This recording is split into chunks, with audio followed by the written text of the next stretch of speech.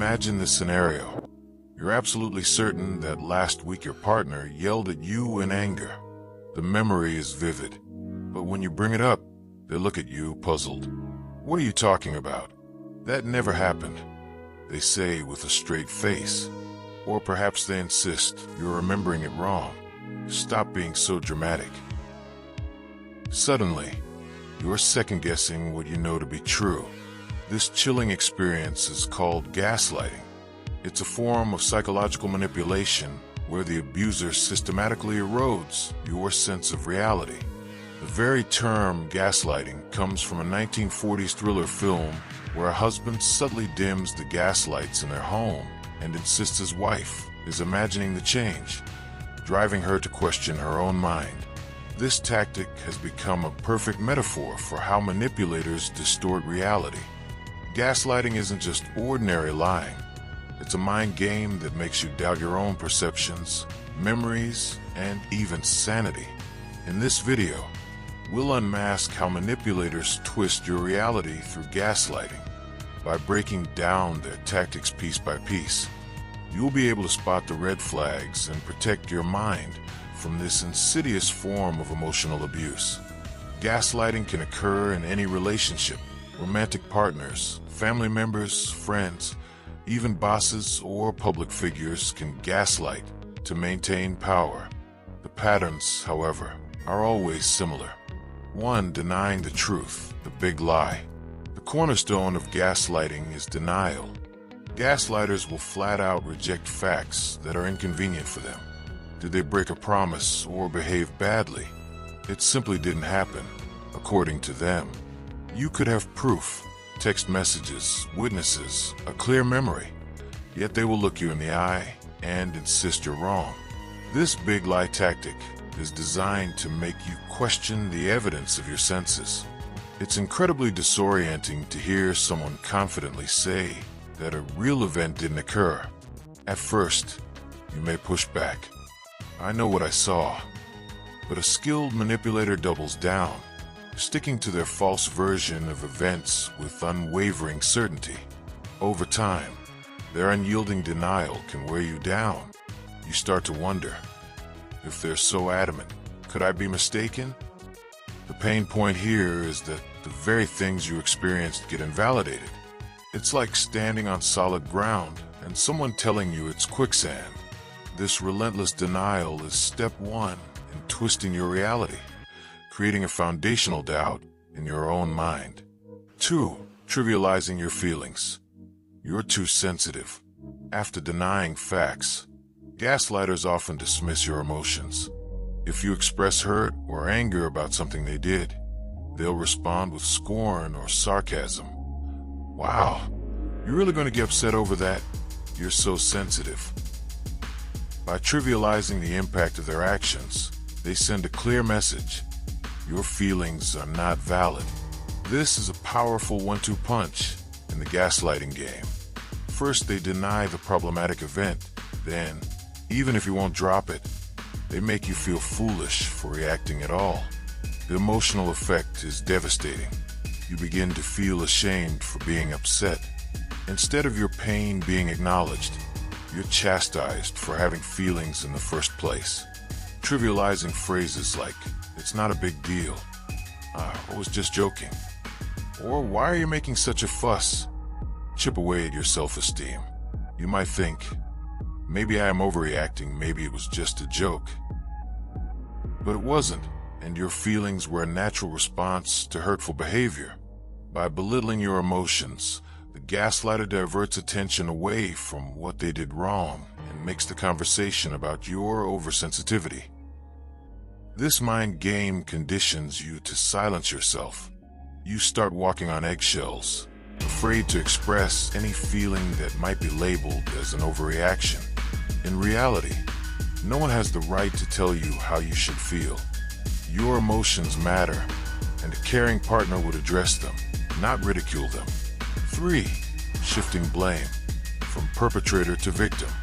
A hallmark of gaslighting is how the manipulator flips the script. Somehow, they always end up the injured party, and you become the one at fault. If you confront them about a lie, or a hurtful action, the conversation magically turns into a litany of your supposed flaws. I only did that because you're impossible to deal with. Or, if you weren't so insecure, this wouldn't be an issue. They might snap. This tactic is pure blame shifting. Your legitimate grievance gets lost as they redirect the spotlight onto your behavior. Suddenly, you're the one apologizing. Gaslighters are experts at playing the victim, even when they're the aggressor, and making you feel guilty for questioning them. The pain point here is confusion and guilt. You approach them feeling wronged, but by the end of the argument, you're the one saying sorry. How did that happen? Through masterful manipulation. They exploit your empathy and conscience. They know you're someone who self-reflects and doesn't want to hurt others, so they weaponize that against you. By accusing you, they provoke you to defend yourself or soothe them, derailing any criticism of them. Over time, this emotional reversal can train you to avoid bringing up issues at all. Why bother if every time you do, you somehow end up feeling like you did something wrong?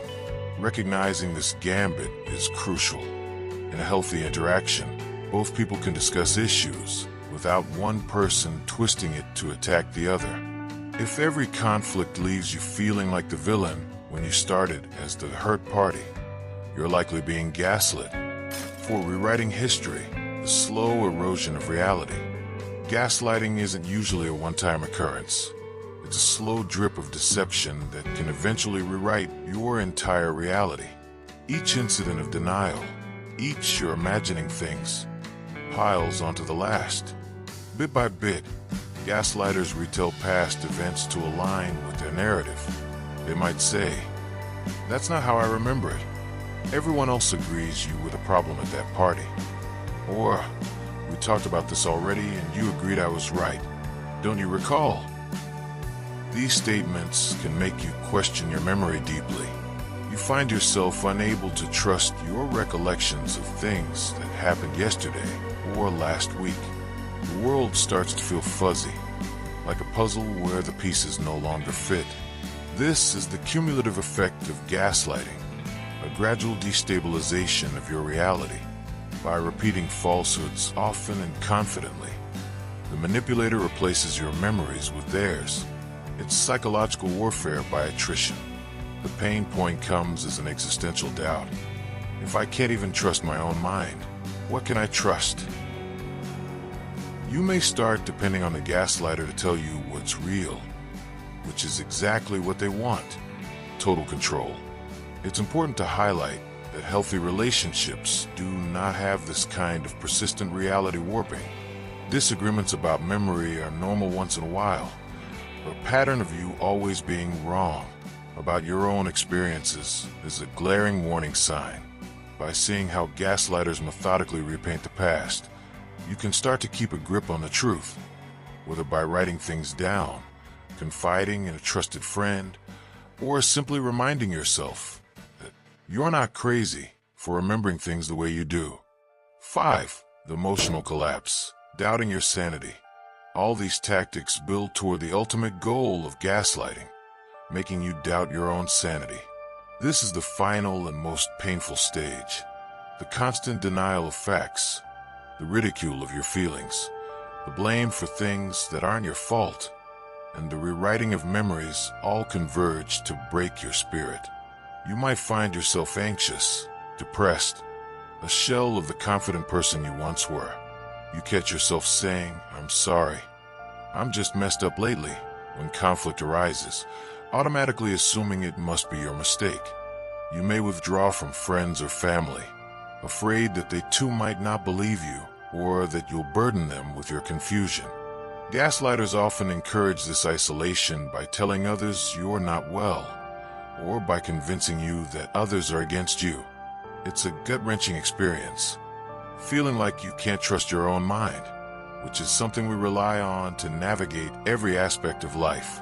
The manipulator, meanwhile, stands in the center of your world as the only truth teller, further tightening their control. But here's the key. The problem was never you. Recognizing that you've been gaslit can actually be an empowering turning point. The moment you realize, it's not that I'm crazy, it's that someone has been systematically making me feel crazy, the spell starts to break. In this final segment, as dark as it is, there's light. Once you identify gaslighting, you can seek help, set boundaries, or remove yourself from a situation. You begin rebuilding your reality on your own terms. Conclusion: gaslighting thrives on secrecy and self-doubt. So let's drag it into the light.